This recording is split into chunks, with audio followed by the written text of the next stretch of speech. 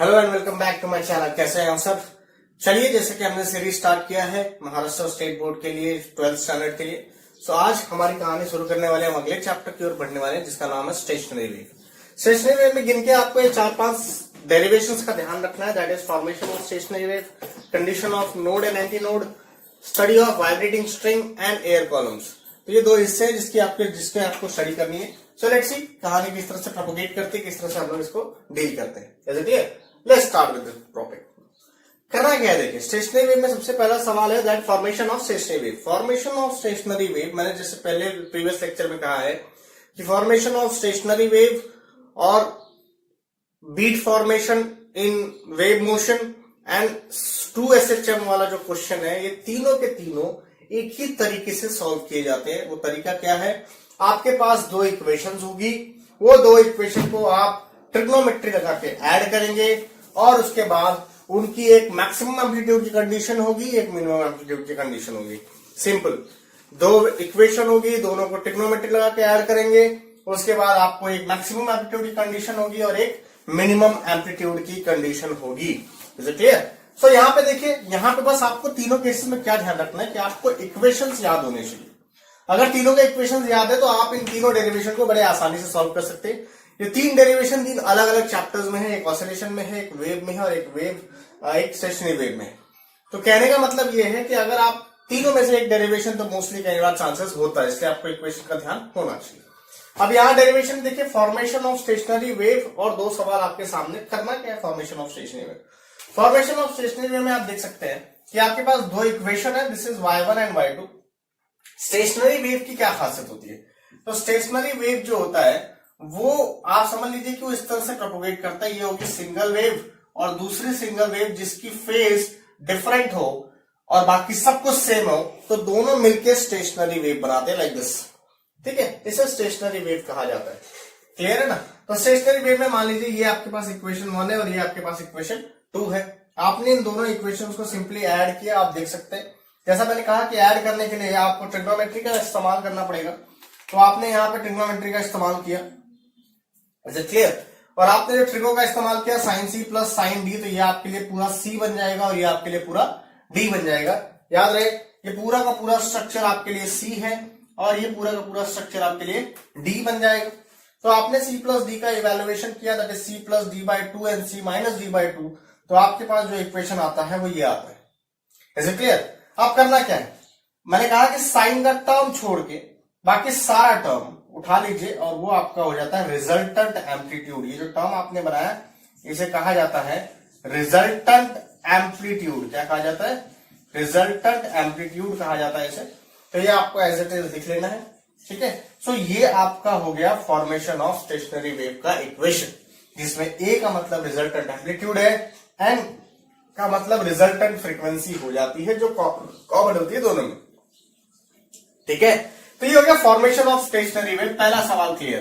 करना क्या है, दो इक्वेशन थी, दोनों को ट्रिग्नो के ऐड किया, वही प्रोसीजर जो बार बार हम करते आ रहे हैं। अगला सवाल is condition of node and anti node. Condition of node और कंडीशन ऑफ एंटी नोड में याद रखना, नोड इस पॉइंट को कहते हैं।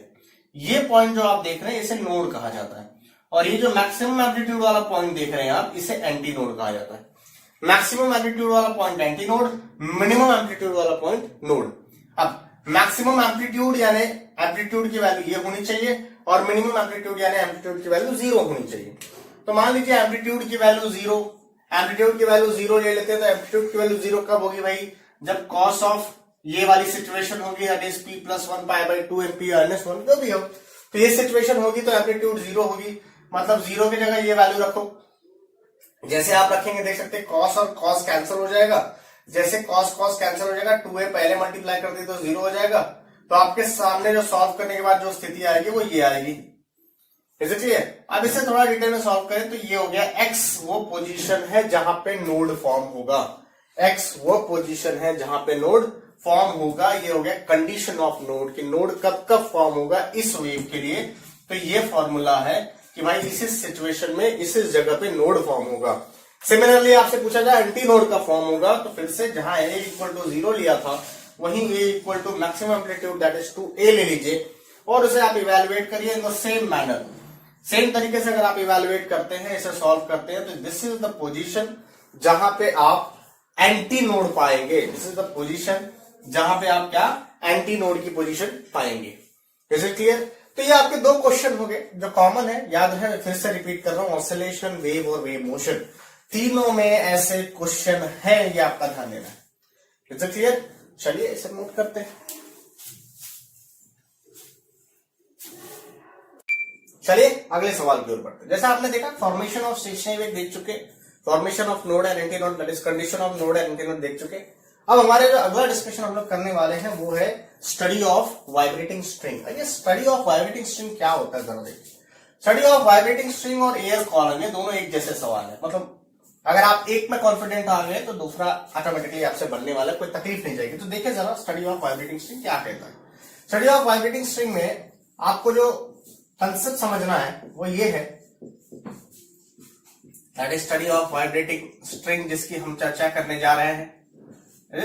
स्टडी ऑफ वाइब्रेटिंग स्ट्रिंग मतलब समझ लीजिए कि स्टेशनरी वेव बनाने के लिए आपने स्ट्रिंग को हल्का सा पुश करके छोड़ दिया तो वाइब्रेट करेगा। तो सबसे पहला केस वन जो है, यहां पे जो वेव बनेगी वो कुछ इस टाइप की बनेगी। ये हो गई पहली सिचुएशन की वेव। मान लेते हैं कि लेंथ ऑफ द स्ट्रिंग जो है वो L है, तो वेव कितनी बनी, λ/2। तो यहां पे कंडीशन हो जाएगी L is equals to λ/2। Now याद रहे, ये बात आपको ध्यान होना चाहिए, velocity of string, wave on string का फॉर्मूला होता है T/μ। क्या होता है? T/μ। यहां पे म्यू का मतलब होता है mass per unit length. This is very very important concept. T का मतलब होता है T/μ and mu is mass per unit length. तो यहां निकालना आप क्या पड़ता है, आपको निकालना पड़ता है फ्रीक्वेंसीज। तो फ्रीक्वेंसीज कैसे निकालते हैं देखो। So we have the formula V is equals to n lambda. यहां से n निकालना तो m का फॉर्मूला हो जाएगा V/λ। तो पहली सिचुएशन तो ये होगा n is equal to V/λ1। जरा देखेंगे तो यहां से लैम्बडा की वैल्यू आ जाएगी, तो क्या आ जाएगी भाई 2L, है ना। यहां से लैम्बडा की वैल्यू क्या आ गई 2L।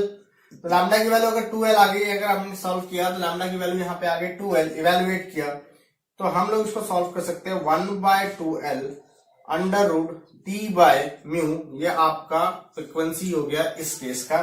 इसे नाम दिया जाता है फंडामेंटल फ्रीक्वेंसी। इसे नाम दिया जाता है फंडामेंटल फ्रीक्वेंसी, ठीक है।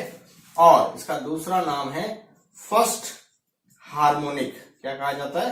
इसका दूसरा नाम होता है फर्स्ट हार्मोनिक। या तो फंडामेंटल फ्रीक्वेंसी कहिए या तो फर्स्ट हार्मोनिक कहिए। Is it clear? Next question देखें। नेक्स्ट क्वेश्चन नहीं, नेक्स्ट इसमें केस टू।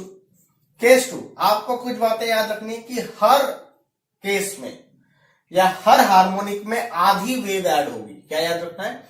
हर हार्मोनिक में हाफ वेव ऐड होगी। Every harmonic half wave add होगी, यानी अगले हार्मोनिक में यही कहानी जो है वो ऐसी हो जाएगी। ये स्टोरी कुछ ऐसी चली जाएगी। अब आप देख सकते हैं कि आपके पास अभी भी लेंथ ऑफ द स्ट्रिंग वही है, बट वो अब हो गया λ/2 प्लस λ/2। दस इवेल्युएशन जो पहले बना वो बन गया, अभी क्या हो गया, this is equals to lambda overall. तो ये वेवलेंथ अगर इस यहाँ पे आपने λ1 लिया है तो इसे आप λ2 ले लीजिए। तो ये इवेल्युएशन क्या कहता है देखो, यहाँ पे L की वैल्यू आ गई आपकी λ2। तो अगर आप इसे सॉल्व करते हैं तो देखिए क्या बनेगा। देयरफॉर आप n1 को अगर लिखा जाए तो n1 क्या लिखा जाएगा, दिस इज V/λ2, क्योंकि λ2 हम लोग इवेल्युएट कर रहे हैं, इसको हम λ1 बोल चुके हैं। यदि काम करते हैं इसे लैम्बडा रहने देते हैं, ठीक है, इसे λ1 रख देते हैं, that is look much better, ठीक है। तो ये हो गया। अब ये कैसे दिख रहा है? सो आप इसे लिख सकते हो, it is something like this, that it is 1/L √ T/μ। ये हो गया n1 की वैल्यू। सही ढंग से देखा जाए तो n1 की वैल्यू आ जाएगी ट्वाइस n। मैच करके देख लीजिए n और n1 में क्या रिलेशन है, तो ये रिलेशन आप सॉल्व करके देखोगे। दिस इज नोन एज, इसे कहा जाता है जनाब, इसे कहा जाता है सेकेंड हार्मोनिक। और सेकेंड हार्मोनिक तो ठीक है, सेकेंड हार्मोनिक के अलावा इसका नाम क्या है? इसका नाम है फर्स्ट ओवरटोन। इसका नाम फर्स्ट ओवरटोन। तो सेकेंड हार्मोनिक और फर्स्ट ओवरटोन ऐसे दो नाम इनके हैं। पहला केस एक हाफ वेव थी, सेकेंड केस जैसा मैंने कहा कि एवरी हाफ वेव में एक हाफ, एवरी हार्मोनिक में एक हाफ वेव ऐड होगी। तो उसी हिसाब से अगर हम केस 3 की ओर बढ़ते हैं तो केस 3 क्या कहता है देखो, तो केस 3 ये कहता है कि फिर से मान लेते हैं ये है, तो ये वेव ऐसा, ठीक है, ये कुछ तो भी ऐसा जाएगा, ठीक है, this will look like this, ठीक है। तो यहाँ पे आपका हो जाएगा this is lambda by 2 and this lambda by 2, ये इवेल्युएशन हो जाएंगे। अगर आप इसे सॉल्व करेंगे तो ये सारी चीजें फिर से आ जाएगी। L is equals to 3 lambda 2 by 2, lambda by 2 plus lambda by 2 plus lambda by 2, evaluate करेंगे तो लैम्बडा बाय 2 की वैल्यू क्या हो जाएगी 2L बाय 3। अगर हम इसे सॉल्व करें तो N2 की वैल्यू आपकी निकल जाती है, वो हो जाएगी 1 बाय 2L का ये ऊपर चला जाएगा 3 under root T by mu, this is equals to thrice L। इसे क्या क्या कहा जा सकता है, देखो इसे कहा जा सकता है थर्ड हार्मोनिक, क्या कहा जा सकता है थर्ड हार्मोनिक और सेकेंड ओवरटोन, तो आपको ये बात ध्यान देनी पड़ेगी दैट अगर स्टडी ऑफ वाइब्रेटिंग स्ट्रिंग करते हैं तो स्टडी ऑफ वाइब्रेटिंग स्ट्रिंग में हर हार्मोनिक में हाफ वेव ऐड होगी, और इसी तरीके से आपको चीजों को सॉल्व करना है। जैसा आप देख सकते हैं हर हार्मोनिक में हाफ वेव ऐड करते जाइए और स्टडी करते जाइए। फाइनली क्या कंक्लूजन करेंगे, तो इसमें आप देखिए पहले के लिए फ्रीक्वेंसी आई n, दूसरे के लिए 2n, तीसरे के लिए 3n, उसी तरह 10th हार्मोनिक में आएगी 10n, 11th हार्मोनिक 11n, मतलब इसमें सारे हार्मोनिक्स आ रहे हैं। तो आप कंक्लूजन में लिखेंगे दैट इन वाइब्रेटिंग स्ट्रिंग सारे हार्मोनिक पाए जाते हैं, all harmonics are available, are harmonic are found, ठीक है। Is it clear with this? तो ये सारी की सारी कहानी है study of vibrating string, that is सवाल नंबर 3, ठीक है। ये आपका ओवरऑल कंसेप्ट है, ये आपका ओवरऑल क्वेश्चन है। अच्छा, इसी में एक क्वेश्चन और आता है, आप पूछा जा सकता है, दैट इज आपको बताना पड़ता है लॉ ऑफ वाइब्रेटिंग स्ट्रिंग, क्या डिस्कस करना पड़ता है लॉ ऑफ वाइब्रेटिंग स्ट्रिंग। अब ये लॉ ऑफ वाइब्रेटिंग स्ट्रिंग क्या है जरा देखिए, यहां पे समझे लॉ ऑफ वाइब्रेटिंग स्ट्रिंग। तो लॉ ऑफ वाइब्रेटिंग स्ट्रिंग का क्या कंसेप्ट कहलाता है, देखो लॉ ऑफ वाइब्रेटिंग स्ट्रिंग कहता है V is equals to N is equals to 1 by 2L under root T by mu. मतलब इसमें कौन कौन से टेंशन बन सकते हैं, देखो पहला बन सकता है लॉ ऑफ लेंथ, क्या बन सकता है लॉ ऑफ लेंथ, दूसरा बन सकता है लॉ ऑफ टेंशन, एंड तीसरा बन सकता है लॉ ऑफ लीनियर डेंसिटी। तो लॉ ऑफ लेंथ का क्या रिलेशन दिख रहा है, तो आप लिखोगे लॉ ऑफ लेंथ यानी frequency is inversely proportional to length, that is law of length. Law of tension क्या बनेगा, frequency is directly proportional to square root of T, that is law of tension. And again law of linear density क्या बनेगा, frequency is inversely proportional to linear density, that is square root of linear density. Is it clear? तो ये एक सवाल और भी इससे पूछा जा सकता है, दैट इज एक तो ये कंफर्म पूछा जाता है that is study of vibrating string. इसी में दूसरा सवाल होता है लॉ ऑफ स्ट्रिंग, जो आपको इसको स्टडी करके सॉल्व करना पड़ता है। We are clear with this? क्या हमें ये बात समझ में आई है? चलिए अगले सवाल की ओर बढ़ते हैं। सो अगला कंसेप्ट जिसकी हम चर्चा करने वाले हैं that is study of vibrating string. तो स्टडी ऑफ वाइब्रेटिंग स्ट्रिंग क्या कहता है जरा देखिए, है ना। Study of vibrating string, sorry study of vibrating हो चुका है हमारा। एयर कॉलम की चर्चा करने जा रहे हैं हम लोग। अब एयर कॉलम में क्या कहानी, देखो एयर कॉलम का कंसेप्ट बहुत टफ नहीं है। एयर कॉलम में दो एयर कॉलम होते हैं, एक होता है open air column. Open air column से मेरा मतलब है कि एक सिंपल एक ऐसी पाइप रहेगी, ठीक है, और एक होता है closed air column. Close air column का क्या मतलब होगा, मतलब क्लोज एयर कॉलम से कंसेप्ट ये है दैट इस तरह की पाइप्स रहेगी यहाँ पे। Clear with this? Open air column and close air column, इससे दो पैरामीटर्स होते हैं। क्लोज एयर कॉलम से मेरा मतलब क्लोज एट 1 इंच की कहानी होती है। तो यहां पे आपको एक नोट याद रखना है फॉर एनी एयर कॉलम, एक सिंपल नोट याद रखना है। वो नोट है कि 1 एंड ओपन, मतलब जो पहली फ्रीक्वेंसी होगी, जो पहली वेव होगी वो λ/4 की होगी, 1 λ/4, ठीक है।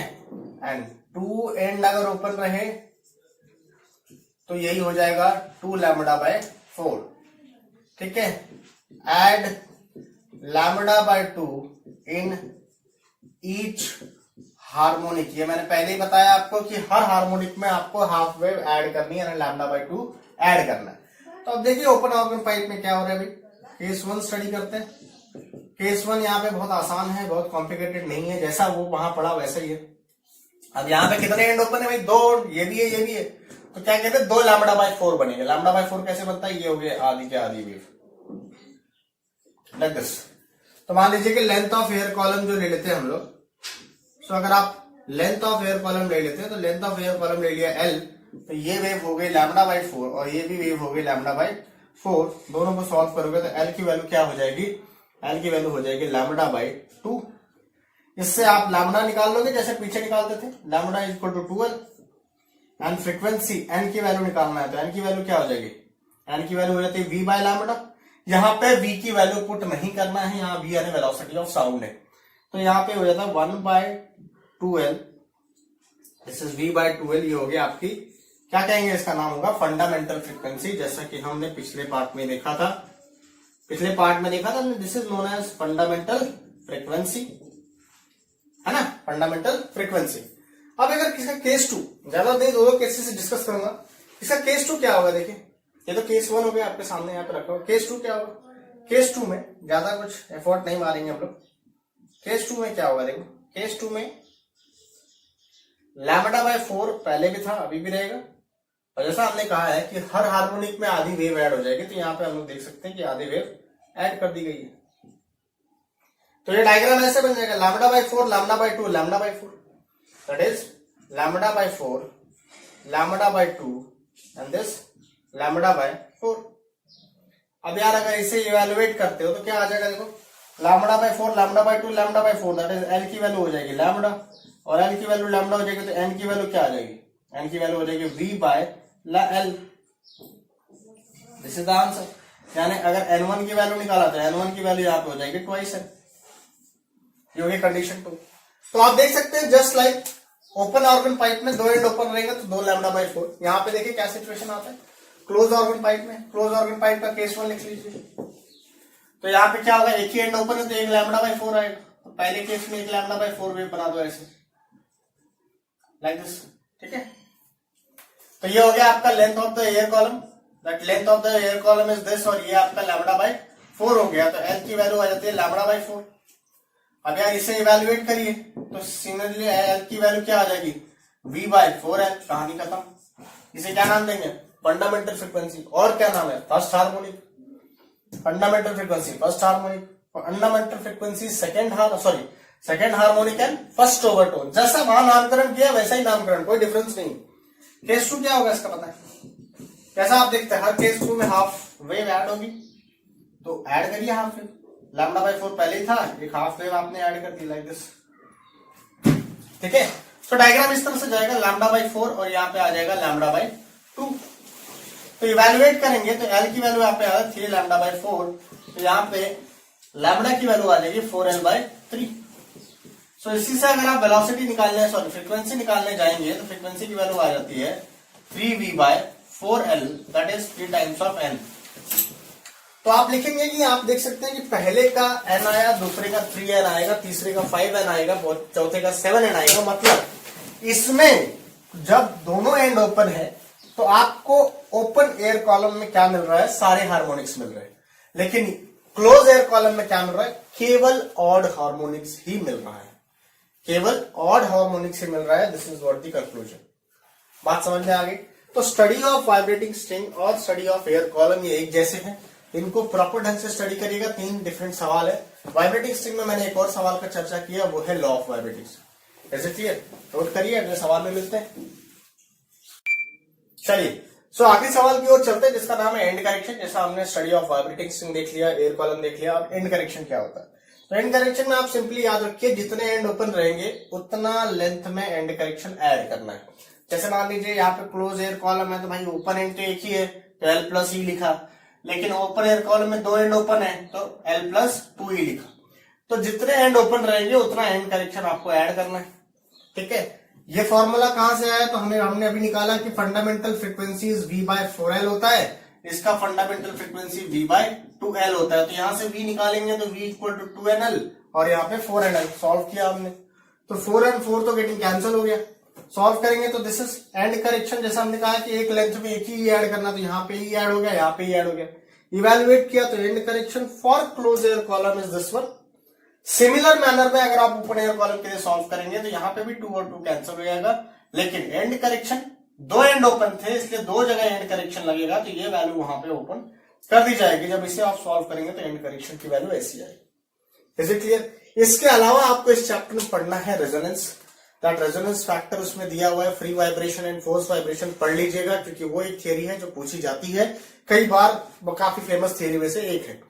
ठीक है, तो इतने सारे डेरिवेशंस में काम करना है, free vibration and force vibration आपको पढ़ना है। याद रहे, जैसा मैं हमेशा कहता हूं, this is not the detail video, this is just a quick revision series of Maharashtra state board. तो ये अपने दोस्तों को फॉरवर्ड करिए, जल्दी सारे के सारे रिलेशंस बनते रहेंगे।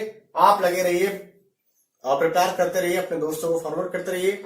जो लिंक नीचे दिया हुआ है उस लिंक पे क्लिक करें और वीडियोस के लिए। चलिए, सो लास्ट क्वेश्चन की ओर चलते हैं। Last question is formation of beat.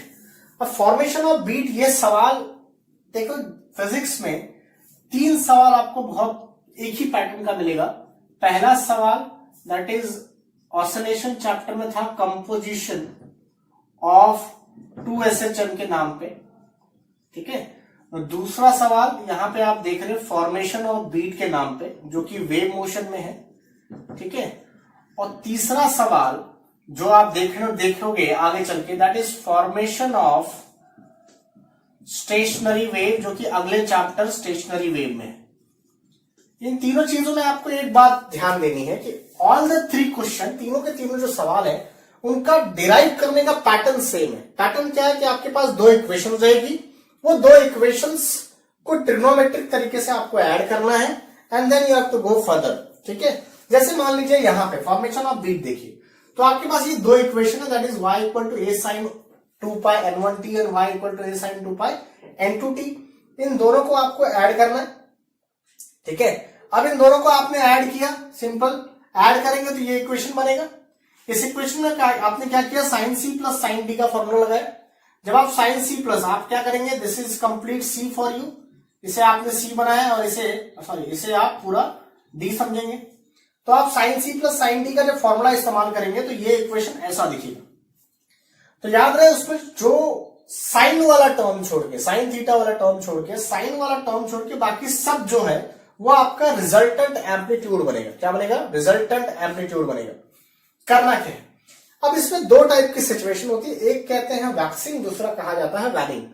Waxing का मतलब होता है मैक्सिमम आर यानी मैक्सिमम एम्पलीट्यूड, और वैनिंग का मतलब होता है minimum value of R, that is minimum amplitude. ठीक है, so maximum amplitude and minimum amplitude, यानी एम्पलीट्यूड का फॉर्मूला, जैसे मैंने कहा कि साइन छोड़ के बाकी सारे टर्म एम्पलीट्यूड होंगे, तो ये एम्पलीट्यूड का फॉर्मूला बन जाएगा। साइन को छोड़ा तो ये टर्म और ये टर्म पूरा एम्पलीट्यूड बन जाएगा। ठीक, आप देखिए नाउ मैक्सिमम एम्पलीट्यूड की जब बात करेंगे आप, मैक्सिमम एम्पलीट्यूड का मतलब हो गया कि आर की value plus of minus 2a। जब आर की वैल्यू आप प्लस ऑफ माइनस 2a लिखेंगे तो यहाँ पे plus of minus 2a put करेंगे तो 2a और 2a कैंसिल हो जाएगा, तो ये इक्वेशन बनेगा प्लस ऑफ माइनस 1। अब कॉस की वैल्यू प्लस 1 कब होती है? जब कॉस 0 होता है, और माइनस 1 जब कॉस पाई होता है, फिर प्लस 1 जब कॉस 2 पाई होता है, फिर 3 पाई 4 पाई यानी पी पाई। तो this is cos of P pi. कैंसिलेट करके अगर आप टाइम निकालेंगे, देखिए पाई पाई कैंसिल हो गया, इस 2 से ये 2 कैंसिल हो गया, तो यहाँ पे टी की वैल्यू बनती है दिस टाइम। तो आपको निकालनी पड़ती है बीट फ्रीक्वेंसी। बीट फ्रीक्वेंसी, ये क्या निकाला? टाइम। टाइम का रेसिप्रोकल क्या हो जाएगा? Beat frequency. तो टाइम का रेसिप्रोकल ले लीजिए, तो ये जो फॉर्मूला बना आपका वो हो गया बीट फ्रीक्वेंसी का फॉर्मूला। बीट फ्रीक्वेंसी का मतलब 2 साउंड वेव है, 2 साउंड वेव अगर उनके बीच में फ्रीक्वेंसी का डिफरेंस रहा, स्लाइटली फ्रीक्वेंसी का डिफरेंस रहा, तो वो बीट बनता है। 2 डिफरेंट फ्रीक्वेंसी वाले साउंड वेव जिनका एम्पलीट्यूड सेम हो, बाकी सारी चीजें सेम हो, बस फ्रीक्वेंसी डिफरेंट हो, अगर ऐसे 2 साउंड वेव मिक्स होते हैं, सुपर इंपोज होते हैं, उस टाइम पे बीट फॉर्मेशन होता है। समझ में आ गया? तो ये बीट फॉर्मेशन का वैक्सिंग प्रोसीजर है। वैक्सिंग मतलब जब साउंड आपको मैक्सिमम सुनाई देगा। 2 साउंड वेव जब मिलेंगे तो 2 कंडीशंस होगी, या तो साउंड मैक्सिमम सुनाई देगा या तो साउंड नहीं सुनाई देगा, यानी बीच में एक साइलेंस जोन आएगा। साउंड अगर सुनाई देगा, जैसे मान लीजिए कि ये जो हम लोग बना रहे हैं, ये जो आप बीच में जो पॉज देख रहे हैं, this pause is what? This pause is waxing. जब साउंड सुनाई दिया, जो पॉज था उसे वैनिंग कहते हैं, जहां पे रिजल्टेंट एम्पलीट्यूड जो होता है वो 0 होता है। तो रिजल्टेंट एम्पलीट्यूड की कहानी क्या होती है? जब रिजल्टेंट एम्पलीट्यूड 0 लोगे, जैसे इसे इक्वेट किया वैसे ही इसे इक्वेट करोगे, फिर से अगर आप बीट फ्रीक्वेंसी निकालना चाहोगे तो बीट फ्रीक्वेंसी की वैल्यू सेम वही आएगी जो वैक्सिंग में आई थी। यानी बीट फ्रीक्वेंसी इज व्हाट, दो फ्रीक्वेंसी का subtraction is the beat frequency. दो फ्रीक्वेंसी के बीच में जो डिफरेंस होता है उसे बीट फ्रीक्वेंसी कहते हैं। तो वेव मोशन में केवल यही 3 सवाल आपके लिए थे।